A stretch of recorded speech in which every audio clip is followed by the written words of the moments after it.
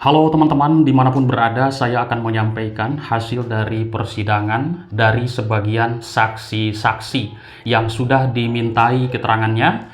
Saya melihat yaitu kesaksian dari anggota Inapis Polres Subang, Ibu Mimin Abi Arigi, dan juga kesaksian supir angkot tersebut. Kita akan bahas satu-satu, melihat dari kesaksian supir angkot begitu sangat merinci, dan saya melihatnya itu simpel sebenarnya kesaksian supir angkot ini. Namun ketika menyimak di persidangan, ini yang menjadi sorotan publik atau juga yang hadir di persidangan adalah dari pertanyaan Pak Rohman Hidayat yang banyak sekali komentar publik. Lah kok arogan sekali bertanya, jadi tegas seperti itu, jadi seolah-olah mengintervensi juga ke saksi. Teman-teman, saksi itu tidak gampang loh teman-teman. Jadi saksi itu berat. Menyampaikan apa yang dia lihat, yang dia dengar, yang dia rasakan ketika berada baik di luar TKP atau berada di TKP.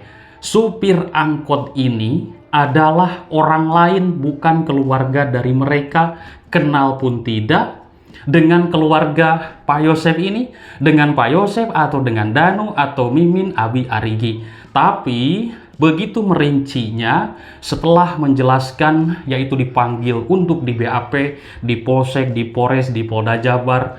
Ketika diperlihatkan fisik atau ciri-ciri orang yang mengemudikan Alphard tersebut, si supir angkot ini menjelaskan secara mendetail. Bahkan hakim bertanya seperti ini, bisa saja itu Pak Yosef yang mengemudikan Alphard, bisa saja itu Danu mengemudikan Alphard. Supir angkot ini bilang bukan, tapi ciri-cirinya dia tahu ketika diperlihatkan di Polda Jabar, foto dan juga fisik dari orang tersebut, dan dia mengatakan supir angkot ini adalah Abi yang mengemudikan Alphard tersebut.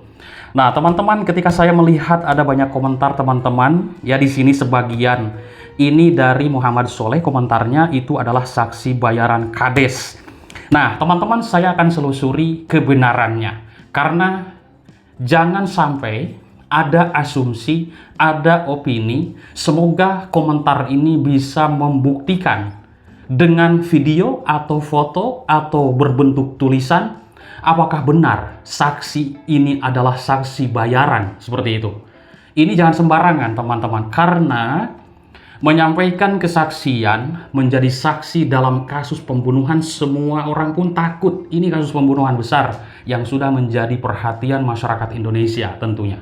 Nah teman-teman, komentar seperti itu saya pun kaget karena mengatakan saksi bayaran Kades. Saya akan turun langsung nanti ke Pak Kades bertanya, benar ada saksi bayaran dalam kasus ini? Baik teman-teman ya, nanti saya akan sampaikan jika ketemu dengan Pak Kades. Karena di sini ada sebuah komentar saksi bayaran. Harus dengan bukti, harus dengan data menyampaikan kalau misalkan ini ada saksi bayaran. Kalau saya melihat setiap orang yang bersaksi di persidangan, apalagi ini kasus pembunuhan, itu semuanya takut teman-teman. Apalagi di ruang sidang, ditanya oleh JPU, ditanya oleh hakim, ditanya oleh tim penasihat hukum.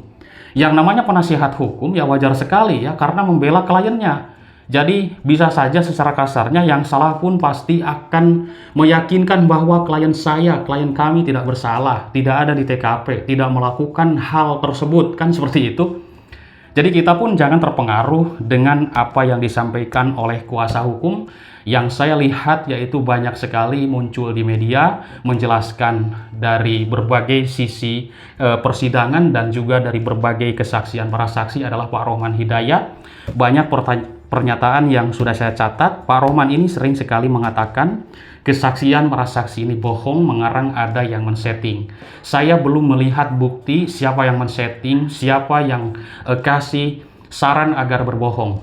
Ya, dari semenjak adanya persidangan saya belum melihat bukti bahwa apa yang dikatakan oleh kuasa hukum dari terdakwa Pak Yosef ini ada bukti yang ditunjukkan bahwa saksi A, B, C, D yang sudah dihadirkan di persidangan adalah saksi berbohong dan juga saksi settingan. Adakah orangnya ditampilkan di foto atau video di persidangan? Ini orang yang setting para saksi. Orang yang dipanggil ke pengadilan itu tidak mudah untuk memberikan kesaksian. Waktu habis, keluarga ditinggalkan, pekerjaan pun ditinggalkan, ya kan? Jadi kalau kita mengatakan saksi bayaran, tentunya itu adalah opini, asumsi, dan juga fitnah jika tidak dibarengi dengan bukti. Kecuali begini, nih Bang Jack, orang ini adalah saksi bayaran. Ini videonya, ini pembayarannya, ini orang yang membayarnya, ini orang yang menyuruh men-setting dengan saksi tersebut. Luar biasa.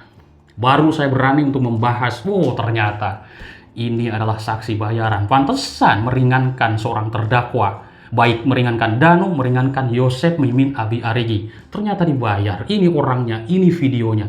Keren kalau komentar dibarengi dengan video dan bukti. Kirim ke email saya, nanti kita kupas habis. Kan seperti itu ya, teman-teman. Jadi tidak ada asumsi, opini. Harus dengan data kita sampaikan. Saya menyampaikan kesaksian dari para saksi itu dengan apa yang saya ketahui.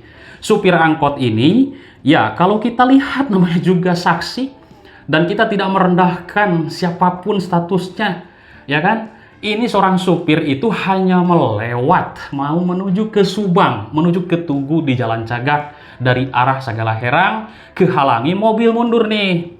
Mobil Alphard tuh mundur, kehalangin. Cuman jendela itu terbuka, jadi kelihatan. Dan supir angkot sudah menjelaskan, bahkan hakim berkali-kali, yakin itu orangnya? Yakin. Benar yakin? Benar, berkali-kali mengatakan atau bertanya, yakin, dan seperti itu. Nah, supir angkot ini tidak kenal dengan supir Alphard tersebut yang dilihatnya. Tapi setelah diperiksa di Polres, di Polsek, di Polda, apalagi ditunjukkan fotonya, ciri-cirinya. Saya kaget. Oh, ternyata supir angkot menyebutkan Abi. Namun di sini ada perdebatan dari Pak Rohman. Itu kan hanya mirip-mirip. Seperti itu ya. Jadi Pak Rohman ini selalu tegas kepada setiap saksi-saksi yang memberatkan kepada kliennya. Berat teman-teman jadi saksi. Ini kasihan juga kalau kita melihat saksi-saksi itu ya. Karena kan pasti juga ya dugaan ada intervensi atau apa sesudah memberikan kesaksian seperti itu. Nah, teman-teman dengan menyerahkan dirinya Ramdhanu ke Polda Jabar atau menjadi tersangka di kasus Subang ini membuat beberapa misteri kasus Subang ini sedikit demi sedikit terbuka ya. Yang sudah kita ketahui, satu di antaranya adalah sosok supir Alphard yang sempat dilihat oleh supir angkot tersebut. Nah, teman-teman. Nah, setelah itu supir angkot ini marah ya.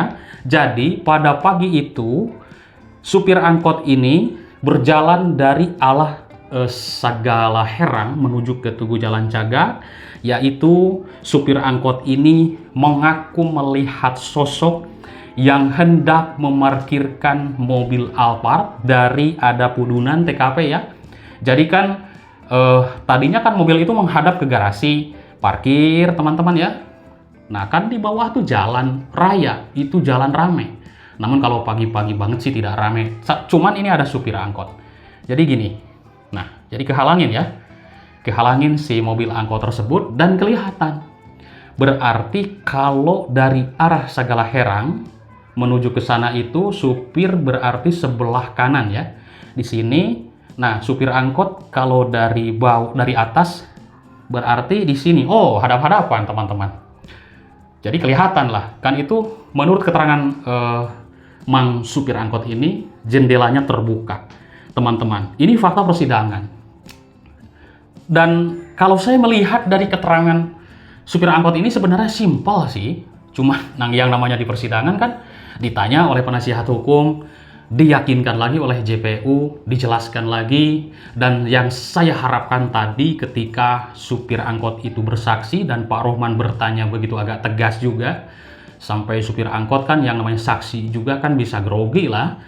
Saya tadi sangat berharap sekali si JPU ini agar memberikan bagaimana lah peringatan sedikitnya jangan terlalu keras seperti itu. Kan di sini di sidang itu mencari fakta dengan data. Begitu teman-teman. Kalau saya sudah melihat dari persidangan-persidangan di persidangan yang lain juga ya. Nah, lalu supir angkot ini menceritakan berhenti karena terhalang oleh mobil Alphard. Bahkan menurut Mang supir angkot ini sempat juga marah-marah gegara melihat gelagat aneh dari pengemudi mobil Alphard tersebut. Menurut Mang supir ini, pengemudi mobil itu parkir begitu lama. Tadi di persidangan kan dijelaskan, jadi tidak lancar memarkirkan mobil tersebut ya. Jadi grek-grek gitu. Jadi tidak kebanyakan orang yang sudah lancar kan santai seperti itu kan, langsung gimana lah, sudah lancar meskipun di jalan yang sempit.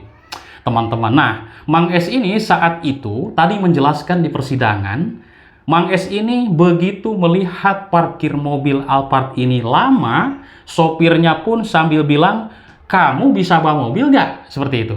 Menurut Mang supir ini bertanya kepada atau menegur kepada sopir Alphard tersebut yang waktu itu memang dia tidak kenal. Nah, disinilah saya mendengar informasi muncullah sebuah sketsa dari pinggir ya, kelihatan lehernya, lalu dari pinggir tadi sudah dijelaskan di persidangan.